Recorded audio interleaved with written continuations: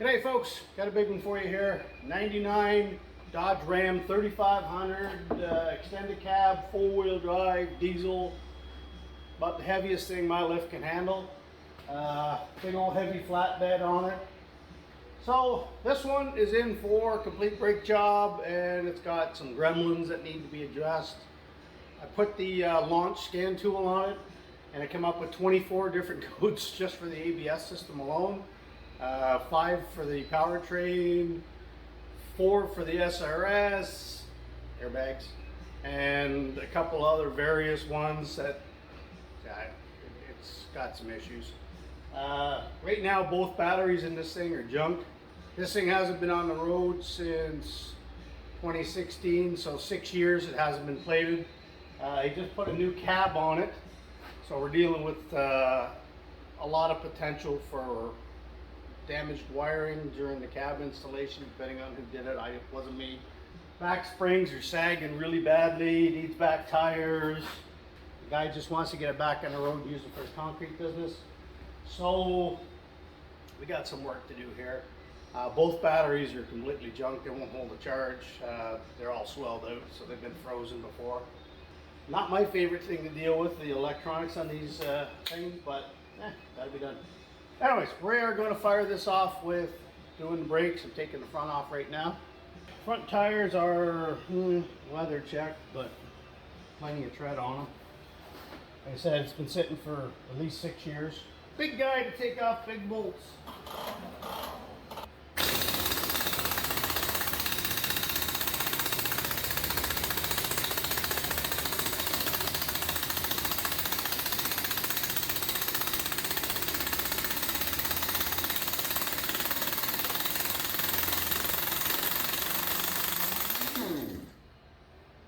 That's with a 3/4 impact.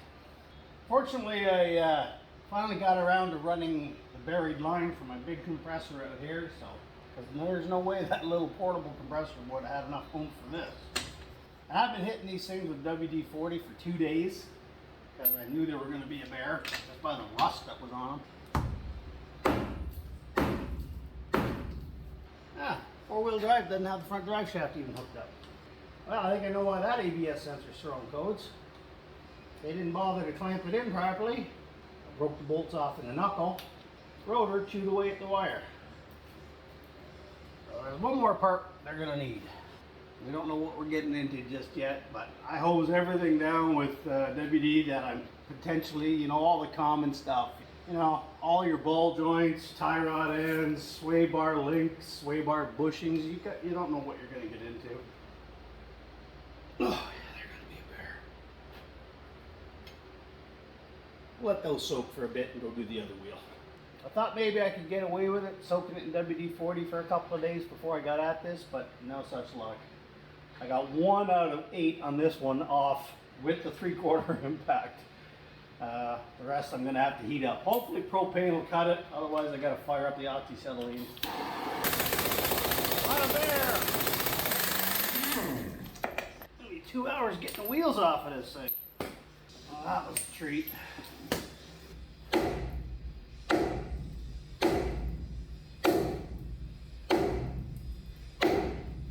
that's what I figured. That was about 60 hits with the hammer. I mean, I'm not wailing on it super hard, but you got to hit them kind of hard to get them off. That's just the outer. Look at what's holding me.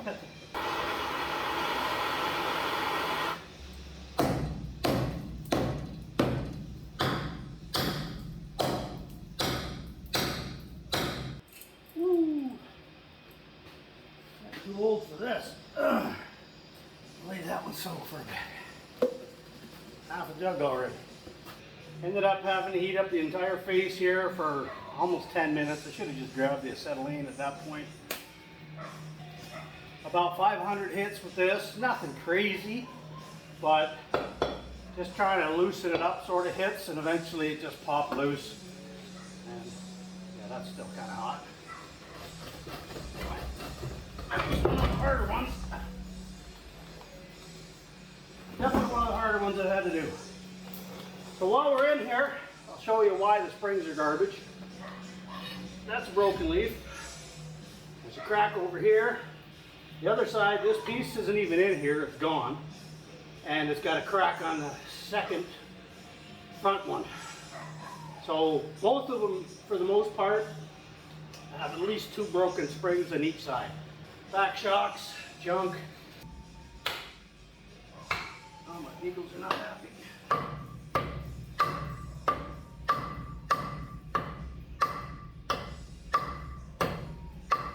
Okay, we got a little movement. That's promising. Last set of these I had to do, I ended up, after 2 days of fighting with them, I just took the torch and cut them off. Sometimes you just plain get lucky.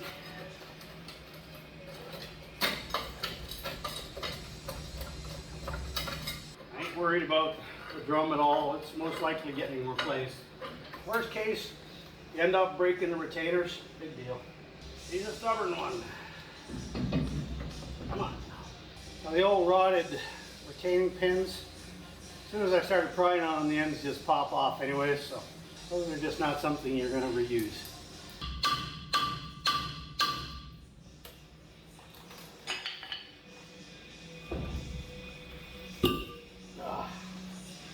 Woo! What a nightmare that was. But you can see the drum is pretty much done. I mean, the wear was pretty even, but there's some pretty deep grooves. The pads, they're about half worn. Now I get to do the other side. Okay, well there we got front and backs. Wheels are off. That's the first 4 hours of this job. Need lots of brake parts, shocks, rear springs, 2 new batteries, ABS. I don't know what's going on with that, but it's definitely, other than the worn wire there, the relay for the ABS is not in there. As soon as you put the relay in, it just, ABS motor goes crazy and just tries to cycle all the time, which explains why somebody took it out. We got a lot of parts to order, so it'll be a few days till we get back onto this.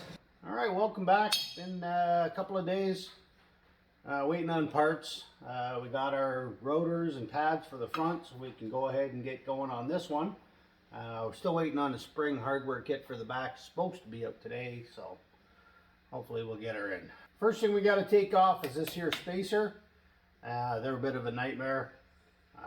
You can't get a socket on these back nuts. Even if you got a swivel set up, it's very sketchy to get it in there because it's a stud, it's pretty long. Even if you get it on, once you start backing that nut off, you run out of room and then you end up having to put it back on to get your tool back off. So a wrench is really the only way to do it. The problem is, again, our rusty climate up here, there's these little grooves down underneath. They get all rusted in and packed, mud and rust, so you can't get the wrench in on the bottom. So the very first thing you gotta do is chip away at that rust.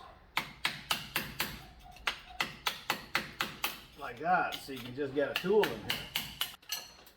There you go. Second thing is, obviously, you got to deal with this. What I do is I grab a stout screwdriver and just cram it into the rotor like that. So that when I pull it, it bottoms out against the caliper bracket here, and that ain't gonna break.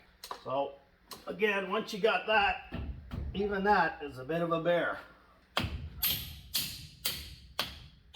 So a couple of smacks with a wrench. And these have been soaking for 4 days now, 5 days with WD-40. So they actually are being a little more cooperative than if you just go into town just right away. I thought for sure I was going to have to heat them up, but I may still. I mean, that's only number 1 of 16, so we'll see where we go from here. But anyways, that's the gist of that. I'm going to go ahead and get these done. Okay, all 8 bolts are out. And if you think that's enough, you're crazy. So of course it's going to be rusted on there, so see it starting to move now. Just rust. There we go. There's your spacer. Okay, we're going to carry on here with the brakes. Get these calipers off of here. And this is why I hate Allen heads trying to strip on me already. Okay, the problem with these ones, when they do seize up, the threads are way down inside. So you got to heat up down in here. And the bottom one is always the one that tends to act up, I guess because it gets more dirt and road grime. You got some grass and crap in there. Gonna get high off of this. Let's see if that was enough.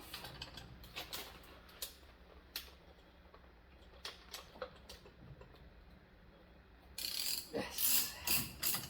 That was touch and go there. So you got your ABS sensor.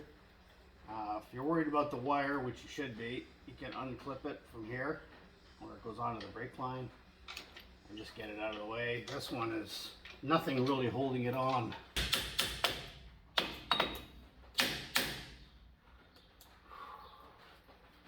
That's what happens when you get that really worn out. You get that deep ridge here. You hit to this rust layer and you're trying to drag the pads across it. They don't like it.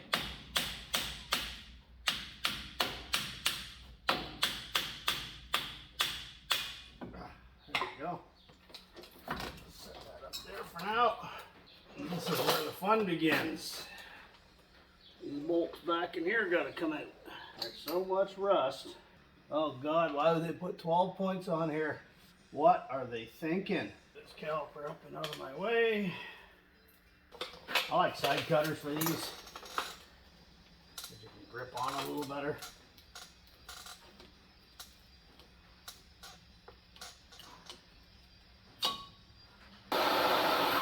Well, that one's gonna be ugly. I got a feeling. Wow, it actually came out. That was actually really easy. I'm surprised. Now the worst part is trying to find a 12-point socket. I basically got rid of all these damn things because they're garbage.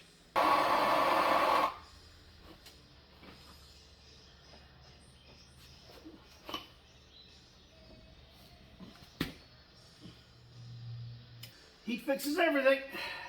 Yeah, there's not a chance in hell you're getting those out without heating them up a bit. Not in this case, anyway. You see, the biggest problem there is there's a couple of threads that stick out past, and they get rusted up real bad in there, and they're the ones you got to pull through. An initial is nightmarish, especially 12 point. Oh, why? There's a trick you can do if you got someone else with you. You can put a little bar on those bolts and turn the wheel and use the steering to push them out.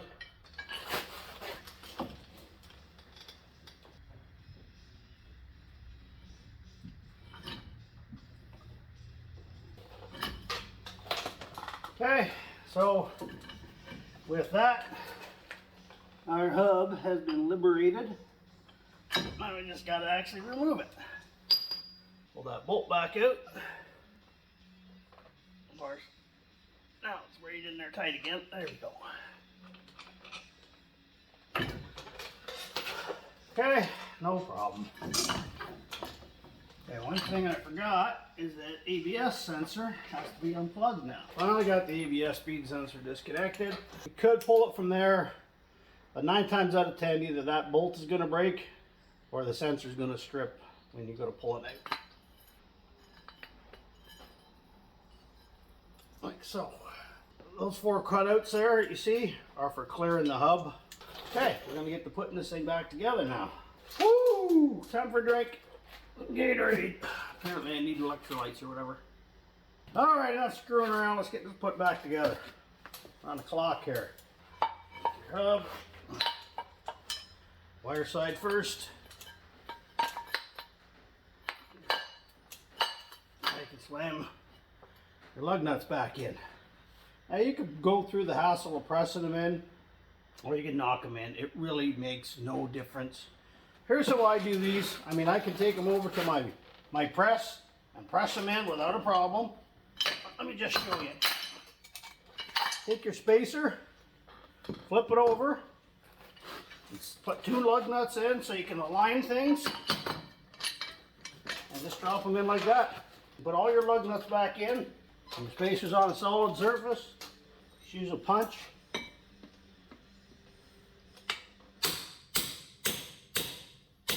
Boom.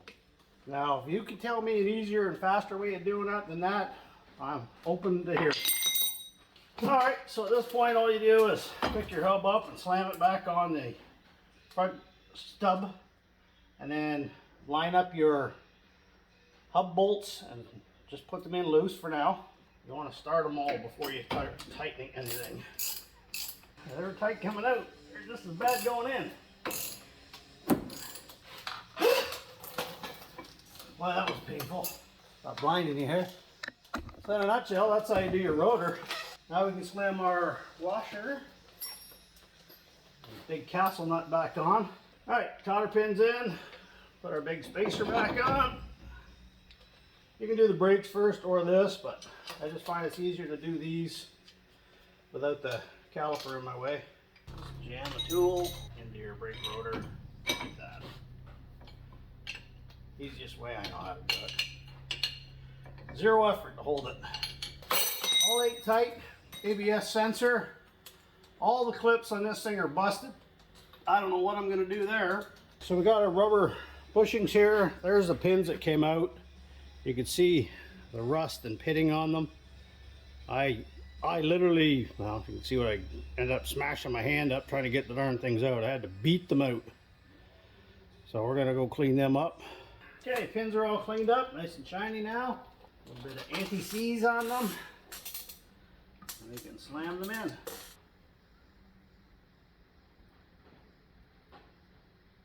That done. Now we got to push that monster piston back. C-clamps I actually prefer over this little silly tool, but shouldn't take that much pressure to push that piston back. Back there looking for my brake pads, and I brought them up already. Old versus new. I can't see a difference. Can you see a difference? And these are real easy. Little clip goes into the piston and just clips in like that. To the front, same 2 little clips. That'll go around like that. And then sometimes you can do it with your finger. If they're being real nasty, just use a screwdriver. This guy's ready to go back on.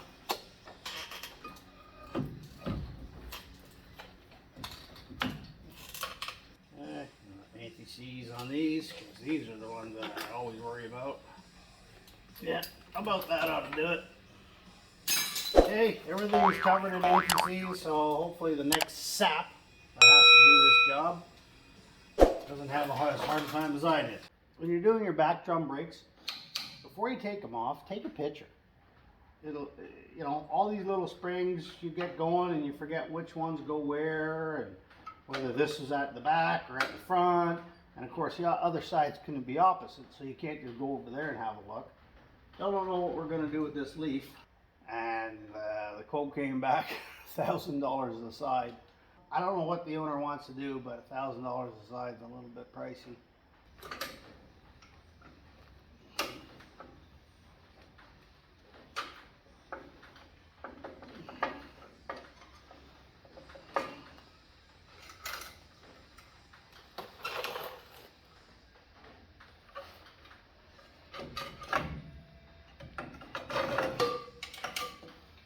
That's all there is to getting your brakes off. Pull the top 2 springs. Okay, so this here is your emergency brake, park brake, whatever you want to call it. A spring down here where the cable goes in.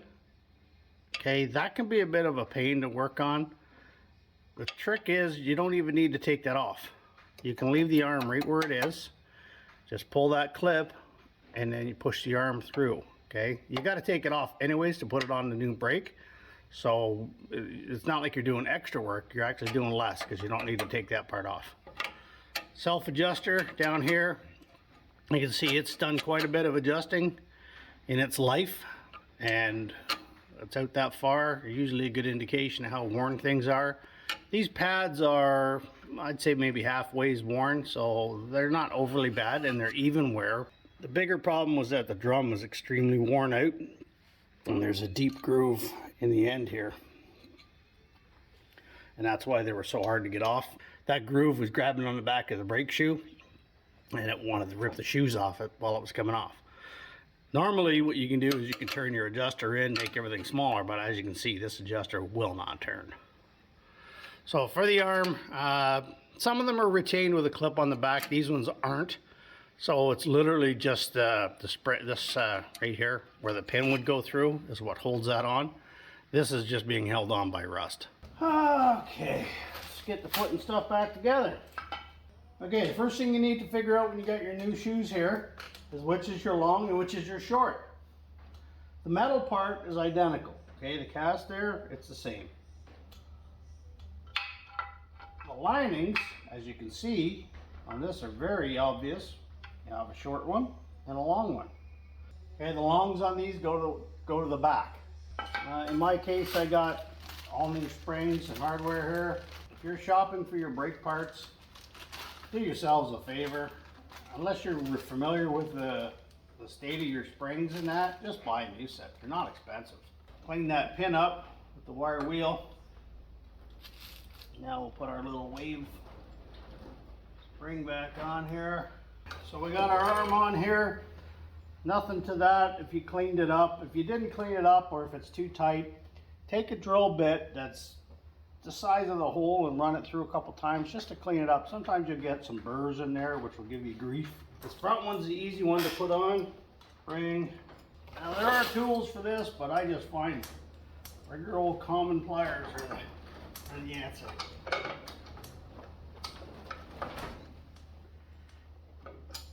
Nothing to that. Well, you're never going to get a part like that clean, but clean-ish is better than nothing. Okay, so that'll sit in there like that. And you got this big awkward looking spring. See how that goes. This one that faces outwards goes into there. That leaves this to pivot, and your spring will go onto that. Okay, so you've got a short spring now. It goes into that hole there, and then up onto that lever.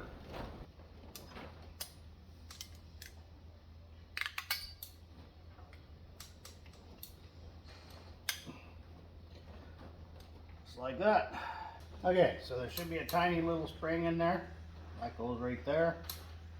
What holds that in, again, spring, that funky little washer. You can push that in all the way now. Okay, same thing. You're going to need two retaining pin, and you've got your short spring and one of the little silver covers. Same thing. We're not getting too worked up here, lining things up. We're just putting this on.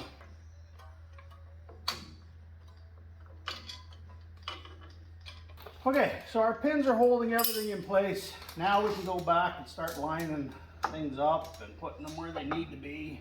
All right, for this adjuster, it's almost a requirement to put anti-seize.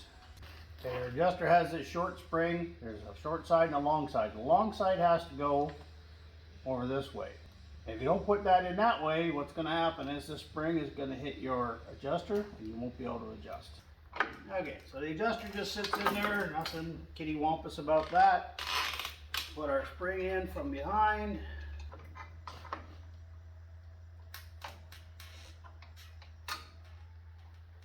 Okay, so nothing to that.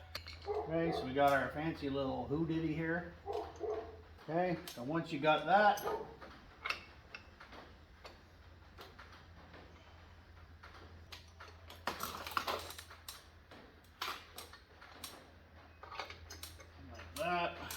now we can do our front spring, and everything will be basically held in place. Okay, so our front spring is a long one. And this one's generally the tightest one of them all.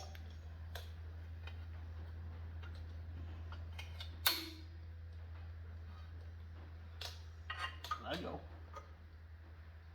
There we go. So at that point, your shoes are pretty much held in place. Okay, you got one more spring you got to put in. Goes into not the top hole, the second hole down. Bottom first, and that gets hooked onto this weird janky piece of steel. Everything is in place like it's supposed to be. You just want to check and make sure you didn't screw up any of the springs and they're all where they're supposed to be, because sometimes in the process of putting in one spring you pull out something else. So for the most part, it's all pretty standard stuff. This has been this way as long as I've been doing drum brakes. Okay, so what we have to do here is adjust our brakes so that they're just starting to drag on here. We're just going to start ratcheting this out. It goes pretty quick.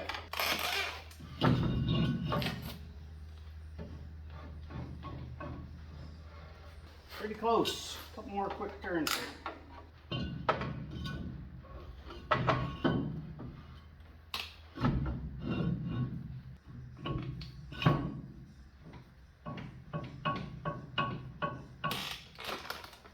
Okay, so the difference here on the passenger side is all the goodness goes on one brake shoe instead of being split up between the front and the rear.